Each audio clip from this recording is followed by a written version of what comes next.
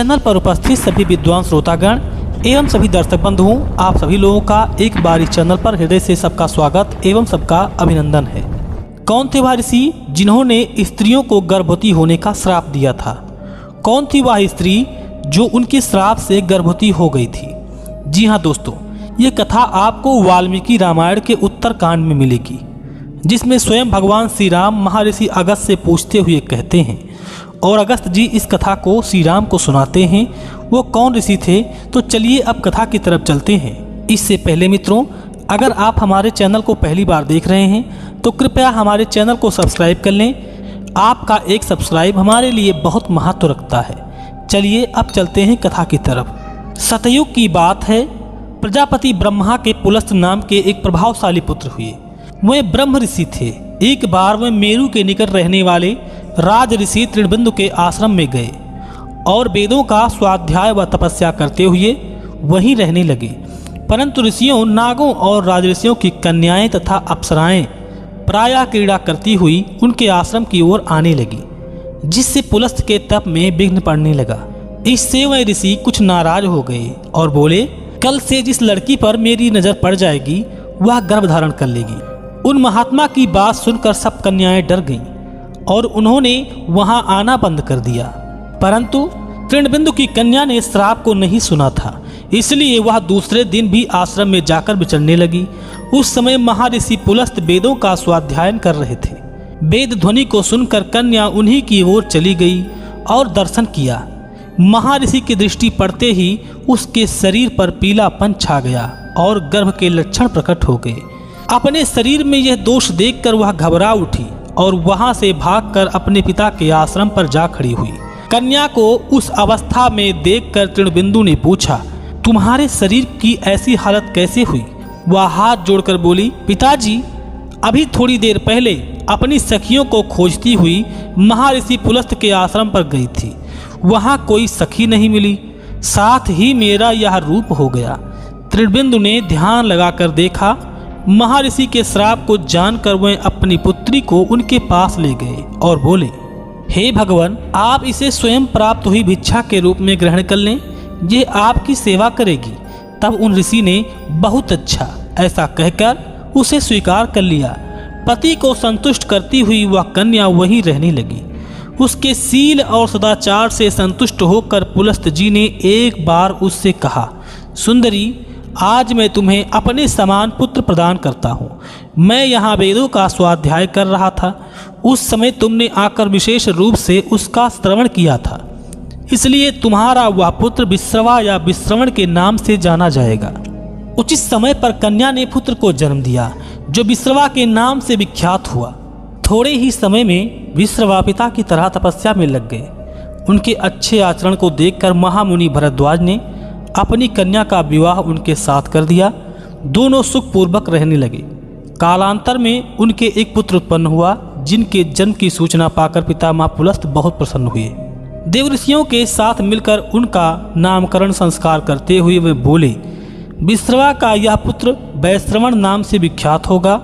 इस बालक में संसार का कल्याण करने की बुद्धि है और आगे चलकर यह देवताओं का धनाध्यक्ष होगा। आश्रम में रहने के कारण कुमार वैश्रवण के मन में धर्म का आचरण करने का विचार उत्पन्न हुआ। वन के भीतर जाकर वे कठोर तपस्या करने में लग गए। उनकी तपस्या से प्रसन्न होकर ब्रह्मा जी, इंद्र आदि देवताओं के साथ उनके आश्रम पर उपस्थित हुए और बोले, हे वत्स, मैं तुम्हारी तपस्या से संतुष्ट हूँ, जो चाहो वह वर मांग लो मुझसे। यह सुनकर वैश्रवण ने कहा, हे भगवान, मेरा विचार लोक की रक्षा करने का है, अतः मैं लोकपाल होना चाहता हूँ। वैश्रवण की इस बात को सुनकर ब्रह्मा जी के चित्त को और भी संतोष हुआ। उन्होंने प्रसन्नता पूर्वक कहा, वत्स, यम, इंद्र और वरुण के बाद मैं समय से चौथे लोकपाल की सृष्टि करना चाह रहा था।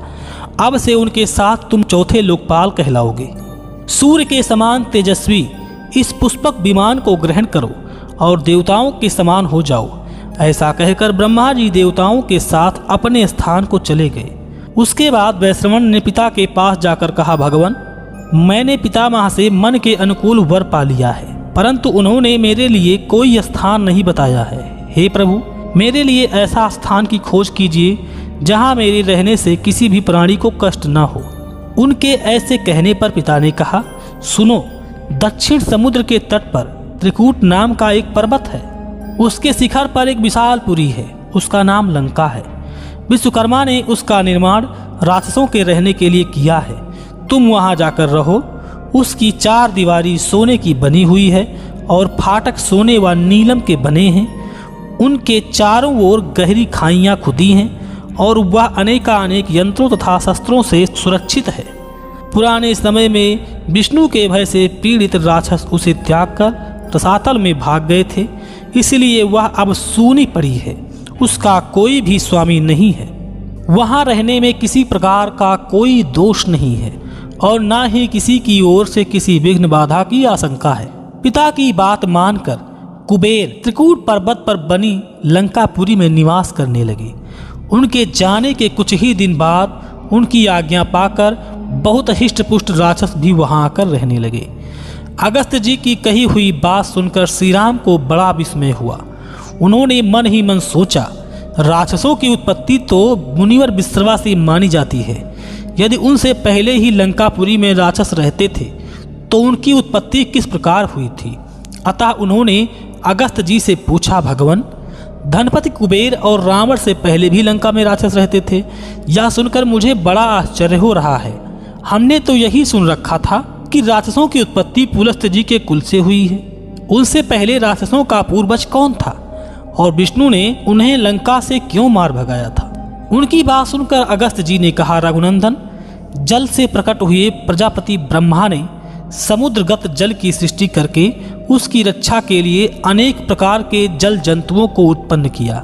भूख प्यास से पीड़ित हुए जंतु अब हम क्या करें ऐसा कहते हुए ब्रह्मा जी के पास गए। उन्हें देखकर उन्होंने कहा, तुम यत्न पूर्वक जल की रक्षा करो। यह सुनकर उनमें से कुछ ने कहा, हम जल की रक्षा करेंगे। दूसरों ने कहा, हम इसका यक्षण करेंगे, यानी हवन करेंगे। तब ब्रह्मा जी ने कहा, तुम में से जिन्होंने रक्षण की बात कही है वे राक्षस नाम से जाने जाएंगे, जिन्होंने यक्षण की बात कही है वे यक्ष नाम से जाने जाएंगे। उन राक्षसों में हेति और प्रहेति नाम के 2 सगे भाई थे। वे समस्त राक्षसों के आधिपति बने। वे दोनों मधु और कैटब के समान बलशाली थे। उनमें प्रहेति धर्मात्मा था, इसलिए वन में जाकर वह तपस्या करने लगा। हेति ने काल की बहन भया से विवाह कर लिया। उससे उसको विद्युतकेश नाम का एक पुत्र उत्पन्न हुआ। बड़ा होने पर विद्युतकेश का विवाह संध्या की पुत्री सालकंटका के साथ हुआ। कुछ काल के बाद सालकंटका ने मंदराचल पर्वत पर जाकर एक बालक को जन्म दिया और उसे वहीं पर छोड़कर विद्युतकेश के साथ रमण करने के लिए चली गई। उसका छोड़ा हुआ वह बालक स्वयं ही अपनी मुट्ठी मुंह में डालकर रोने लगा। उस समय उस मार्ग से शंकर जी और स्वयं माता पार्वती एक साथ आ रहे थे। उन्होंने उस बालक को देखा। उनके मन में करुणा उमड़ आई और उन्होंने उसे माता के समान युवा बना दिया। यही नहीं, भगवान शिव ने नगर के आकार का एक आकाश में उड़ सकने वाला विमान भी उसे दिया। उसी अवसर पर माता पार्वती ने भी यह कहा कि आज से राक्षसियाँ जल्द ही गर्भधारण करेंगी, जल्द ही प्रसव करेंगी और उनका पैदा किया हुआ बालक तत्काल बढ़कर माता के समान अवस्था का हो जाएगा। विद्युतकेश का वह पुत्र सुकेश नाम से प्रसिद्ध हुआ। रघुनंदन, ग्रामणी नाम के गंधर्व ने सुकेश को वैभव से संपन्न देख अपनी देववती नाम की कन्या का विवाह उससे कर दिया। समय आने पर देववती के गर्भ से सुकेश के 3 पुत्र हुए, माल्यवान, सुमाली और माली। उन्हें जब मालूम हुआ कि हमारे पिता को तपोबल से ऐश्वर्य की प्राप्ति है, तब वह तीनों भी तपस्या करने के लिए मेरु पर्वत पर चले गए। उनके तप से प्रसन्न होकर ब्रह्मा जी वहां आए और बोले, मैं तुम्हें वर देने के लिए आया हूँ।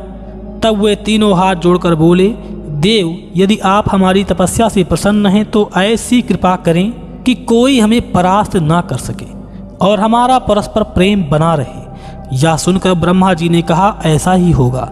उनको वरदान देकर ब्रह्मा जी अपने लोक को चले गए। वर पाकर वे तीनों निशाचर निर्भय होकर देवताओं, ऋषियों और असुरों को कष्ट देने लगे। हे रघुनंदन, वे राक्षस एक दिन विश्वकर्मा के पास जाकर कहने लगे, हमारे लिए आप हिमालय मेरु अथवा मंदराचल पर चलकर विशाल निवास का निर्माण कीजिए। यह सुनकर विश्वकर्मा ने उनसे कहा, दक्षिण समुद्र के तट पर एक त्रिकूट नाम का तथा एक स्वेल नाम का पर्वत है। उस त्रिकूट के मझले शिखर पर मैंने इंद्र की आज्ञा से लंका का निर्माण किया है। वह 30 योजन चौड़ी और 100 योजन लंबी है। तुम उसी में जाकर वहां पर निवास करो। तुमको जीत पाना बहुत कठिन होगा। विश्वकर्मा की बात सुनकर वे तीनों राक्षस अपने अनुचरों के साथ लंकापुरी में जाकर बस गए। उन्हीं दिनों नर्मदा नाम की एक गंधर्वी थी। उसके 3 कन्याएं थीं, सुंदरी, केतुमती और वसुधा। उसने सुकेश के उन तीनों पुत्रों के साथ अवस्थानुसार अपनी कन्याओं का विवाह कर दिया। सुंदरी का विवाह माल्यवान से, केतुमती का विवाह सुमाली से, वसुधा का विवाह माली से हुआ। इनमें माल्यवान के 7 पुत्र 1 कन्या, सुमाली के 10 पुत्र 4 कन्याएं तथा माली के 4 पुत्र पैदा हुए। वे सभी राक्षस मिलकर सारे संसार में विचरते हुए यज्ञ आदि क्रियाओं का नाश करते हुए देवताओं, ऋषियों, नागों और यक्षों को पीड़ा देने लगे। माली के 4 पुत्र विभीषण के मंत्री बने। इन राक्षसों से दुखी होकर देवता और ऋषि महादेव की शरण में गए और गदगद वाणी में बोले, ब्रह्मा जी के वरदान से उन्मत्त सुकेश के पुत्र संपूर्ण प्रजा को बड़ा कष्ट पहुंचा रहे हैं। हमारे आश्रमों को उन राक्षसों ने उजाड़ डाला है। उनके भय से हम बहुत घबराए हुए हैं। आप हमें अभयदान दीजिए और उनका संहार कीजिए। मित्रों, इस तरह से ऋषि ने कई कन्याओं को गर्भवती होने का श्राप दिया था। जो मैंने आपको सुनाया वो भी वाल्मीकि रामायण के उत्तरकांड से लिया है। अगर आप इसके पार्ट 2 चाहते हैं, जो आप इसके आगे की कहानी सुनना चाहते हैं, तो कृपया कमेंट में पार्ट 2 लिखें और मैं जल्द ही आपके लिए पार्ट 2 भी बनाऊंगा। मित्रों, आपसे लेते हैं इजाज़त। मिलेंगे फिर खास जानकारी के साथ किसी अन्य वीडियो में। तब तक के लिए जय श्री राम, जय हिंद, जय भारत।